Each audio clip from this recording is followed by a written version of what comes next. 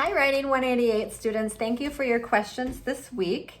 The first question is, what is the writing process? So maybe I should have been more clear about that. Yeah, what is the writing process? That's the topic for the week. The writing process, basically what we mean by that is everything from conceptualizing an idea, right, to potentially conducting research, creating outlines, drafts, and then working through those drafts, making revisions, and finally getting to the point at which you've submitted something for a grade or for publication or to a group of peers. Okay, so the writing process is really everything entailed in putting together a piece of writing.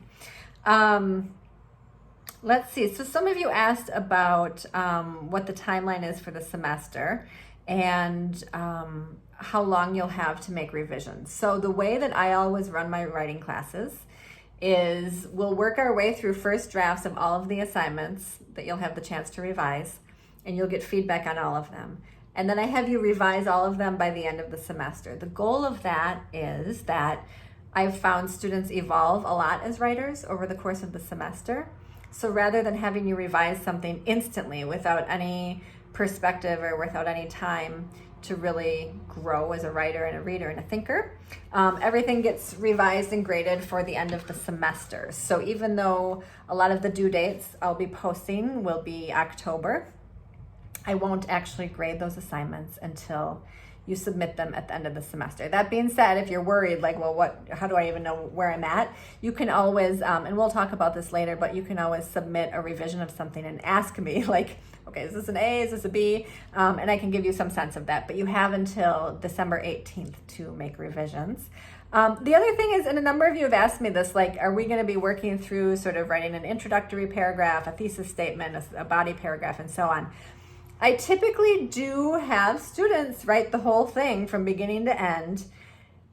One of the reasons for that is that it is more common than not, especially at this level, that what you really want to say, like the best part, comes in the conclusion.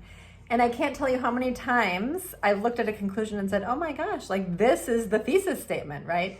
And if I don't let you or insist that you write from beginning to end and create a first draft, often you restrict yourself too much with like maybe a more limited thesis.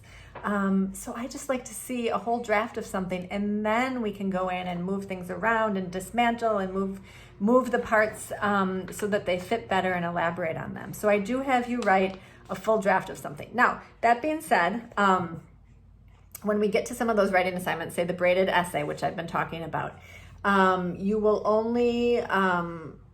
submit a first draft, but that draft will not be graded.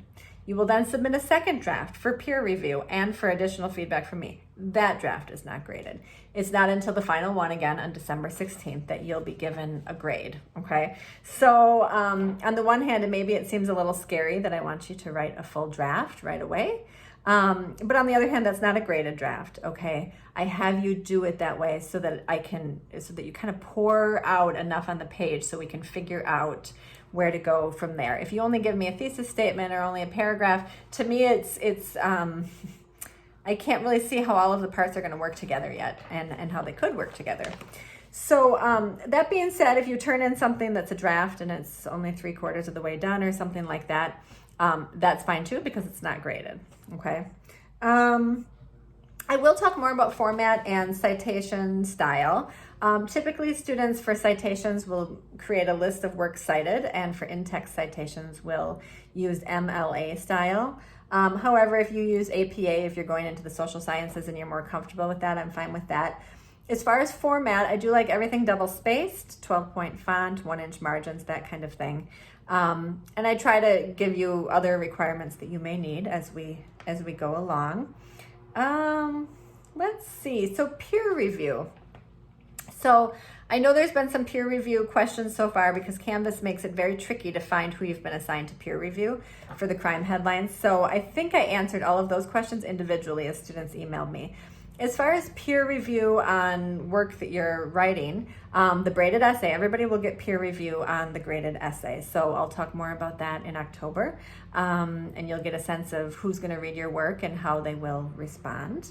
Let's see. And then I think the only other question on here What's the most important step in the writing process? That's really hard to say. I mean, the research is always really important, right? That the more informed you are, the better you will be able to construct an argument and say something interesting. Maybe this isn't like a spot on answer to that question, but I honestly think the best thing you can do for yourself to be a good writer is to read. And I'm sure you've noticed that I have you reading a lot. And the reason for that is the link, all the research shows that the link between reading a lot and writing well is incredibly strong. So I just think that's probably the most important thing, is the reading to become a better writer. Oh, and it does occur to me that one other person asked, are we going to do grammar lessons? And what I'm going to do this semester is, when you're submitting work to me and I'm giving you feedback on it, I am going to point out to you where you're maybe doing something grammatically or syntactically or in terms of punctuation, stylistically, that's not working, and I'll tell you why. So rather than giving you just sort of a blanket grammar lesson, I'm going to address it in the work that you submit so you can see it actually in the text that you're creating. So I hope that ends up being helpful. I think one other person asked, you need to bring anything to our face-to-face meetings, which are now happening virtually, and the answer is you just bring yourself. I have your crime pitches, and I will have some notes ready to go, so that's it. Thank you, everybody, and I look forward to reading your questions for next week. Okay, bye.